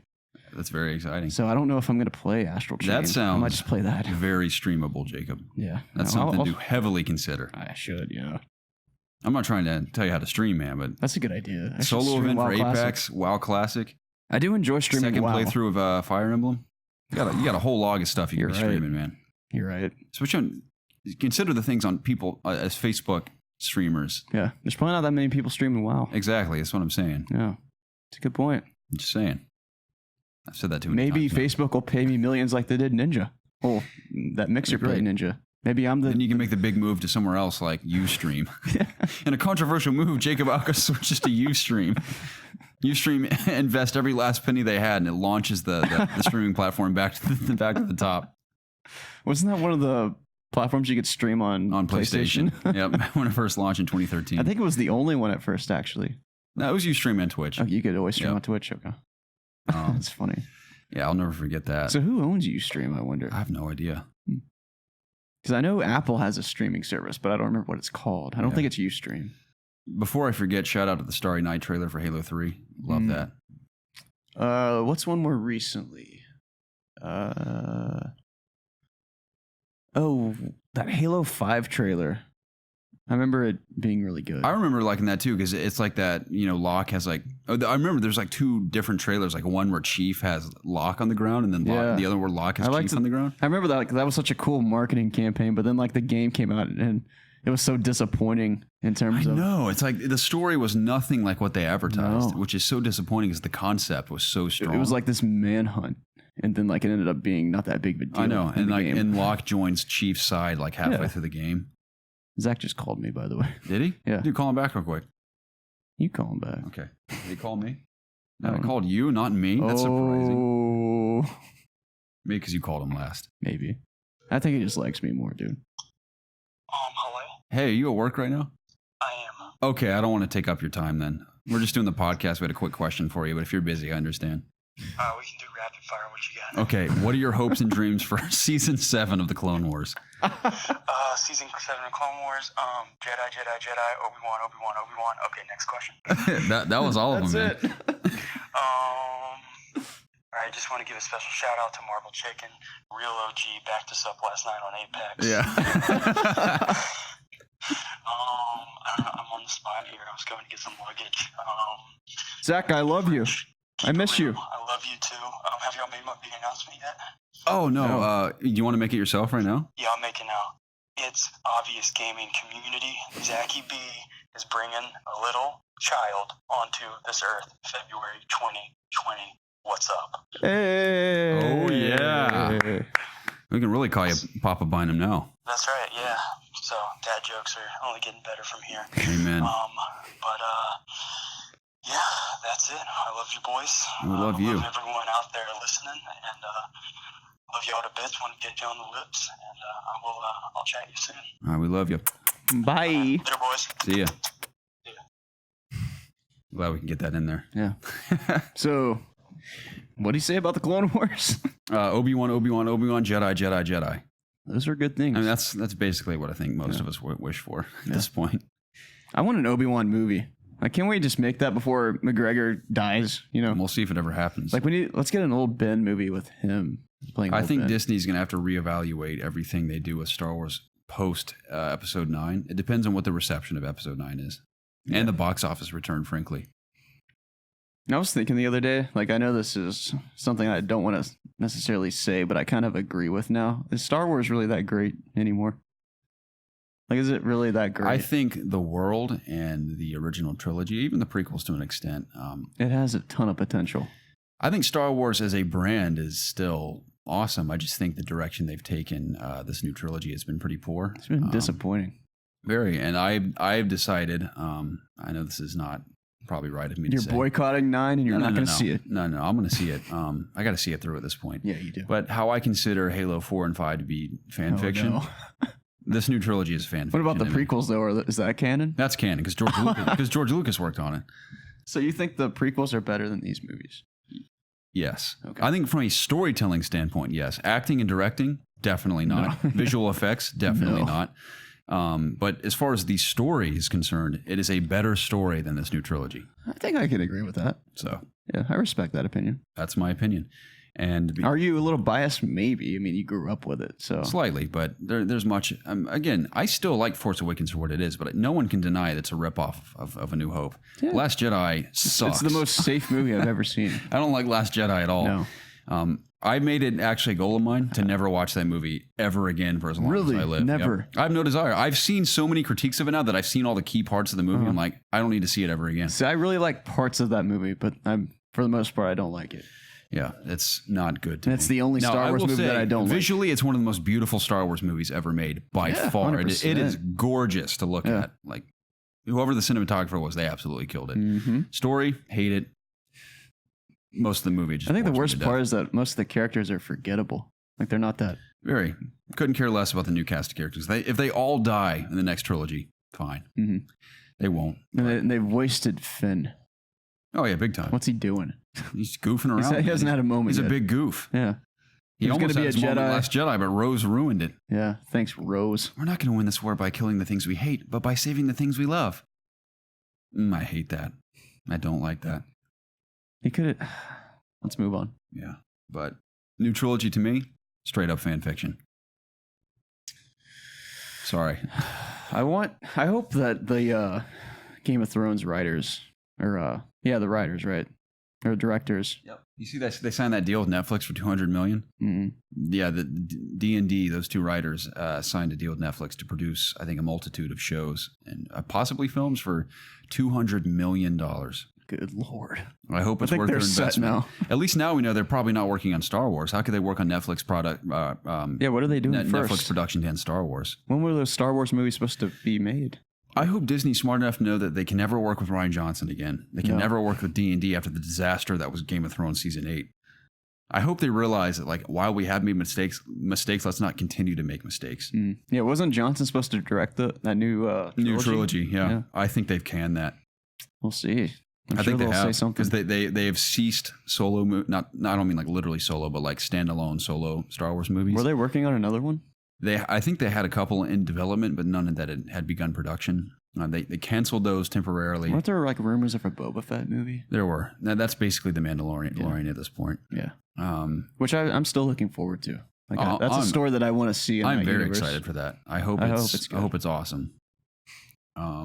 But I think they're waiting to see what the reception of Episode 9 is. Critically, I think they couldn't care less about how it's received critically, but I think financially is what's going to determine all the shots for Star Wars. Yeah. So I still think 9 can be good. Me too. I mean, do you think if 9's really good, does it save the trilogy? Absolutely not. I don't think so. Okay. So I think even in the prequels, there are aspects of each one that make them work to an extent, whereas these two movies, I mean, Force Awakens, again, fine movie. I enjoy that movie. Last Jedi, I think, was a complete dud. And this movie's, I mean, you could do a million cool things. I don't think it's going to change. What if this is like the best Star Wars movie ever somehow? Like, what if they somehow just pull it out? That's the thing. It's impossible, because the reason why I think the original trilogy is so good is because they all work in unison together and they're all so strong individually. Whereas this new trilogy has had a lot of missteps. So I think it's impossible to have any payoff that's even remotely more satisfying than, say, the original trilogy, especially. Yeah. Even as awkward and clunky as Revenge of the Sith is, that movie is very satisfying the way the story plays out.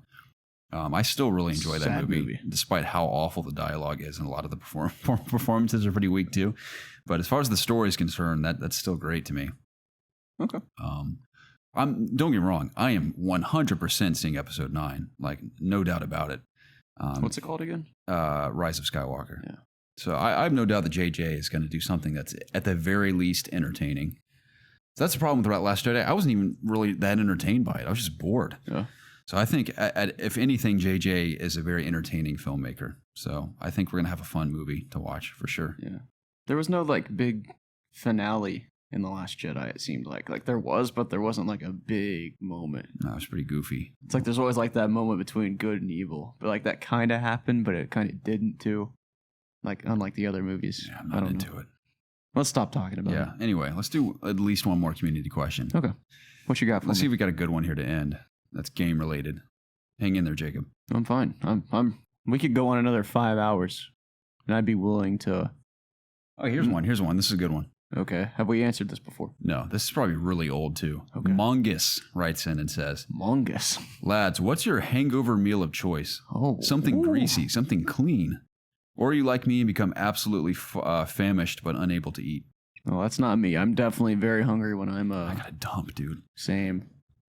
But we're going to get through this question because it's a good one. It is. So, favorite hangover meal? So, is this like when you wake up the next morning? Yes. Or post hangover. Or can we just remember do that one time that you and John both threw up in my car? Yeah. At Waffle House? Mm-hmm. I'm sorry. I had to pay for that. I'm sorry. It was $100. You want $100? No, it's fine.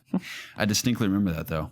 You both threw up in the back of my car, and Casey and I went in and had some Waffle House, and we tried to drag you in there, and you wouldn't come in. Oh, of course not. I don't want to move after that. Yeah. Just want to pass out. But Waffle House is a good go-to. Yeah, I was very dumb with because that's not the only car I've thrown up in. I've thrown up in 2 cars. Wow. Which is really bad.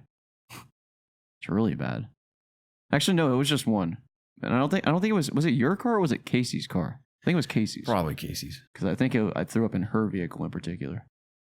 Either way, it's not good. Like that's when they go open the door or something. Like I don't know what I was thinking. The problem was that I was not thinking, and I had way too much.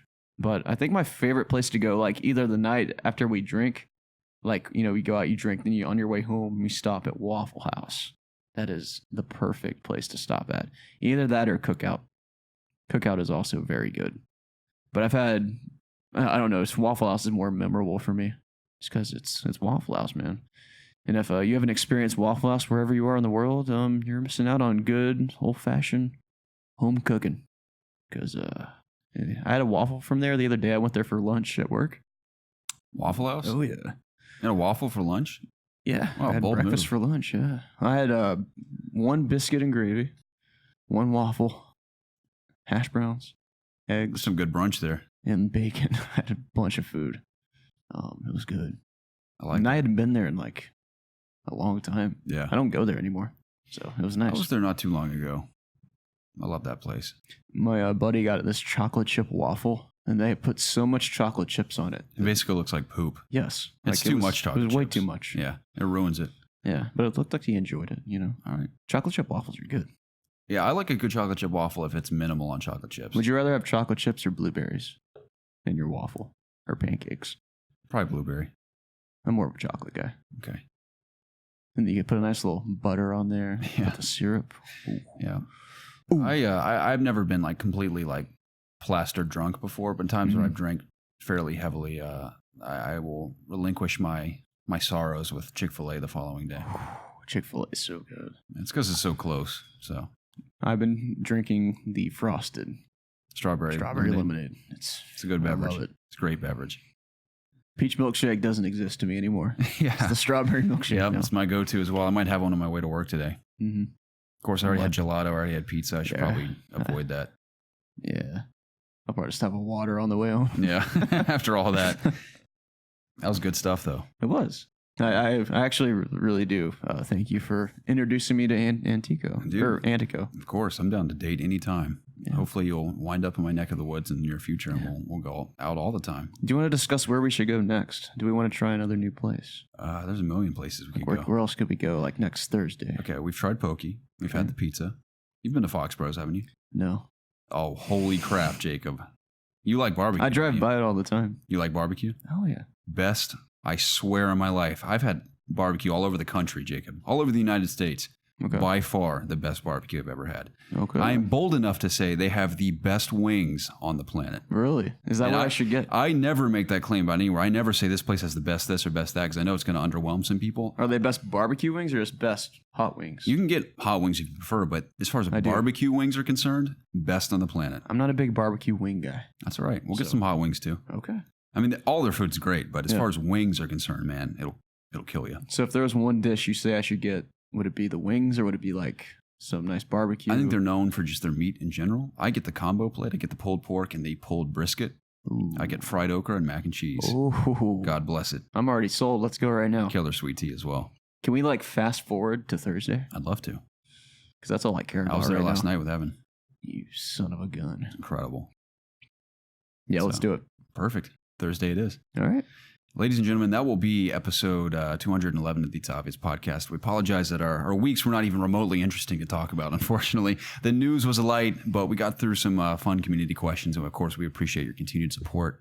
And I honestly don't think people even really care that much. This like hearing us discuss things. Well, I love hearing from the community as well. If you guys ever Yeah. comment down below on anything we've discussed, whether it's community question related or news related or anything you're currently playing, of course, we're always going to talk on Discord. But if you want to support the YouTube channel as well, we encourage comments there. And please continue writing in questions for the show. I think Jacob and I might, depending on which days I actually end up going out of town this week, might be able to squeeze in the Ask IOG. We didn't do it this week because No some stuff came promises, up. but maybe. Yeah. But at the very least, you're always going to get the podcast every week, and we still have a lovely backlog of questions we can use going forward. But anything whatsoever comes to mind that you want to hear us discuss, please send it our way on either Discord, email, or Twitter. no, Are you no. going for the high five? What are you going for? a question. Okay, let's hear it.